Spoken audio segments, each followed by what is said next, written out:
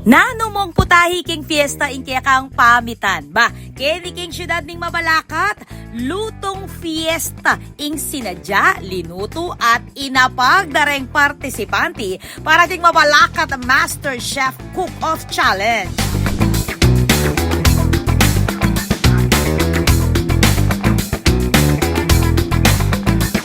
Minarangkada ni pining peya kamumunang Mabalacat Master Chef Cook-Off Challenge inyang January 31 bilang parti ning Fiestang Balen 2026 king Mabalacat City. Apulong Mabalakenyan chef ing megligligan king gelingan, bilis at creativity king pamagluto king temang lutong fiesta. On the spot lang may magutreng partisipanti kareng manimunang sangkap, babi, manok, baka, ampong, asa na magsilbing hamon king karelang galing at diskarte king kusina. Very excited kami.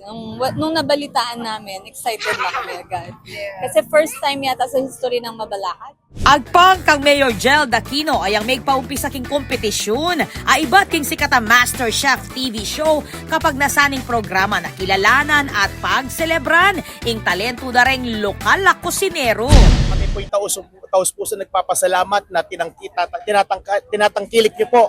Ito pong aming first Master Chef dito po sa Mabalacat City. Ito po yung napapanood natin sa television, sa Netflix ngayon. Ito na, very live po. Live po ang gagawin natin na kung saan yung mga contestants po natin, mga kalhok na tinatawag nating mga Mabalakenyan chef ay ipapakita ang kanilang galing, talento at dedikasyon sa pagluluto para po sa ating selebrasyon ng ating kapiestahan. Kinilalayang kampiyon Keti, Chef Rex Salunga, ning Choice Tambayan at menikuang 20,000 pesos ating prestiyosong Grand Sandok. Ikwa na naman Chef Brian Mungkal ning Baku-Baku Unlimited ing kaduang pwesto. Kabang big pangatlo naman is Chef Mark Lawrence Pangilinan ning Side Griller.